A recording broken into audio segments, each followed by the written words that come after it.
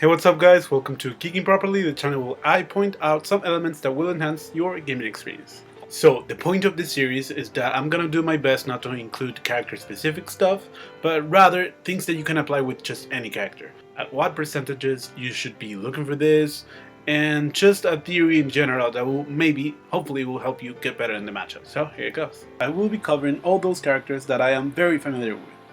And although a lot of things I will mention here might seem obvious to some players, I'll do my best to cover some interesting things with the hope that you'll do better next time you face them in tournament. With no specific order, today's video is about Inkling, the top tier that can't kill.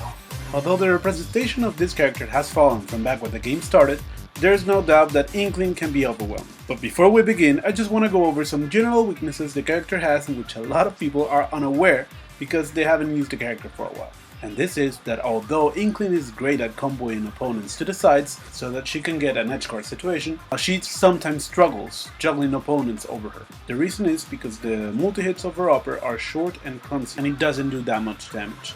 So you shouldn't be scared to trade with it sometimes. So in fact, sometimes it might be a valid strategy to camp her in platforms. Especially when you just took the stock and the Inkling player respawns with invincibility. Because the worst thing that she can do to you is just an upper. I recommend you to use these chances to reset neutral and counterattack whenever you can. Hopefully this little information will help you decide what to ban at the beginning of the match. Try prioritizing long stages with high ceilings, especially if you are a heavy character. Of course, the Inkling player can choose whatever stage he or she wants, but it is always good to know in what stages her tools work better. So in general, Inkling's worst stages are in order: Kalos, Final Destination, Town and City, Lylat, Battlefield and Yoshi Story, and her best stage is Smashville. Of course, this always will depend on the matchup and the player you're playing against, but it is always good to know.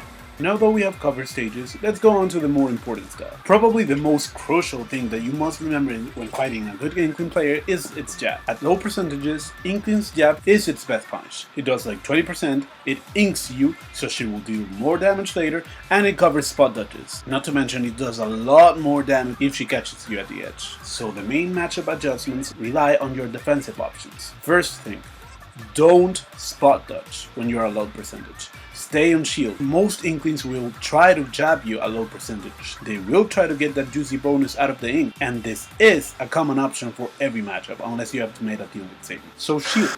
Shield is good. If she gets stuck on jab, you should punish. The harder, the better. By now, you should already know this, but just in case you haven't, I'll mention it. If you get hit on shield by 11 consecutive hits, you get access to a frame 1 invincible roll. Gamer made a great video about the topic where he goes more in detail about the uses for the tech. So if you haven't heard about this, I recommend you to go give it a watch. The link is in the description. However, the main idea of this is that you can punish every time you get rapid jabbed on shield. And you should do it with something juicy. My recommendation is to keep a punish in mind with your character. Of course, it depends on whatever percentages the Inkling player is at, but you should keep this in mind at any point. For example, right now you should be salivating. Right now you should be thinking something like, I can wait for you to stop jabbing so that I can grab you, loop you, down tilt you,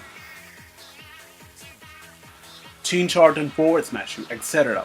The point is, expect it and be ready. It has to hurt them every time they make a mistake. Every time they rapid jab your shield, it should be a mistake and it should hurt them. Obviously, if they start grabbing you at low percentages and it's happening often, you know that it's time for you to mix things up.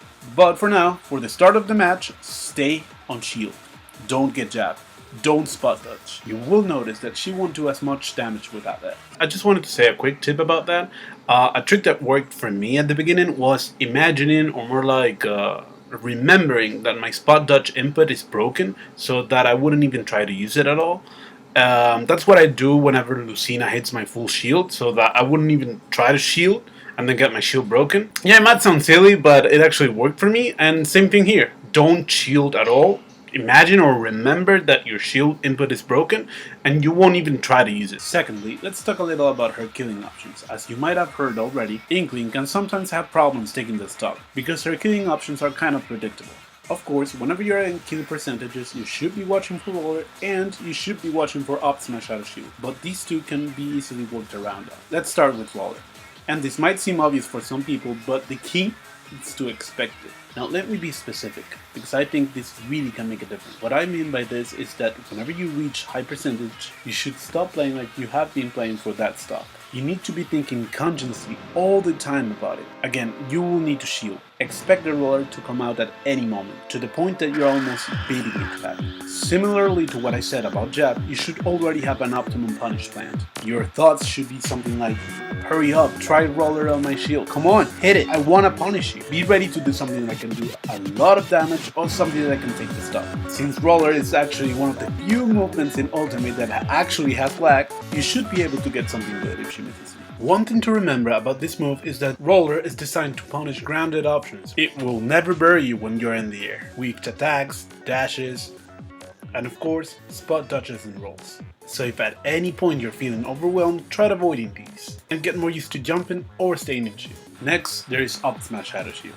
This is frame 9, it's not that fast, it only hits in the front of her, and it has enough cooldown for you to get a punish if she misses. A good habit to keep in mind is that whenever you are at kill percentage, only challenge Inkling's shield from the back. If you think whatever you're gonna throw at her from the front isn't safe, then it's better to reset neutrals and try again. If you hit Inkling from the back, there's nothing really painful that she can do. Maybe turn around jab, turn around grab, aerial out of shield, but nothing that should kill you. Remember, constantly thinking something is about to happen or going as far as possible from playing in autopilot, it's the beginning to truly master a matchup or improve as a player. In time, you should be able to realize that she's not doing as much damage anymore, or that you are able to conserve your stock for longer.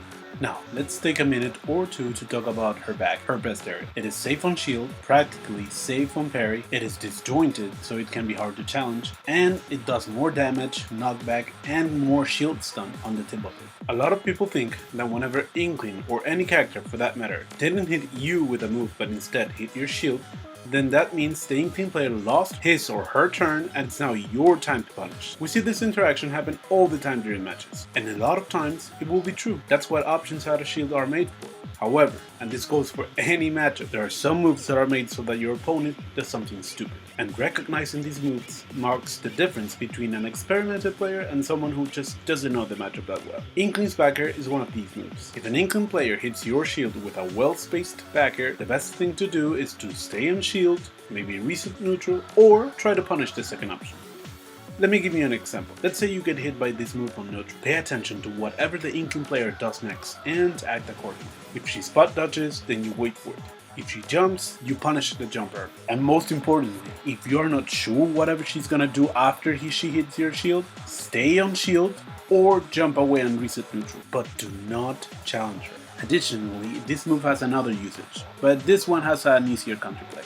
You see, whenever you're getting ledge trapped at high percentages, a lot of Inklings like to space this move so that it connects whenever your invincibility runs out. Now, just by being aware of this information, you can simply do a get up attack whenever you see the Inkling spacing back for a get back on stage free card. So just be aware of it. You're on the ledge and you're in kill percentage, expect the Inkling to space this move and do a get up attack. Lastly, let's talk about how to kill her more often. Inkling's recovery is beyond decent.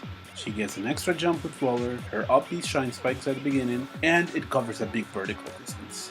But that's all there really is to it. It doesn't have invincibility, doesn't have a hitbox after the first flames, and because it's mostly vertical, it means that it will go for a lower recovery more often than not. Obviously, you administrate the risks depending on your character and your percentage. But if you feel that you aren't risking too much, then I invite you to cover this area on the left right here with a lingering hitbox. Now, it doesn't have to be very powerful, it just needs to make it more difficult for the Inkling player to touch the ledge. If this is the case, consider that every time the Inkling recovers low and that you didn't at least try to do something about it, that is a mistake from your part. You just did a bad play, so try to optimize. Now, I wasn't sure if I was gonna include this in the video, because I honestly don't know what advice to give you besides don't get grabbed at these percentages, but since this is an Inkling video, I figured I should put it. So this is a chart of Inkling's up throw, up air, kill confirm, also called Booyah. I'm not gonna leave it here for too long, so you can pause it if you want and check for the percentages of your character. So if there's anything that you should take from this video, it's 3 things. Maybe 4. The first one is don't get jabbed at the beginning of the matchup, don't spot dodge, careful when you use normal get up from the edge, Just be very aware that jab is the punish she's gonna be looking for. Second, whenever you reach a high percentage, be aware of roller. Be aware that it's always a choice that the Inkling player is gonna try to hit you with it, and be very ready to punish with whatever your character has. Something that does a lot of damage or something that can take stuck. Also, whenever you are in high percentage, challenge Inkling from the back. Don't try to hit her from the front, so that you won't get up smash Shadow Shield. Then backer is very safe, so don't try to challenge it with everything. Try to reset neutral or punish the second option. Fourth, I remember I said 3 things, but whatever.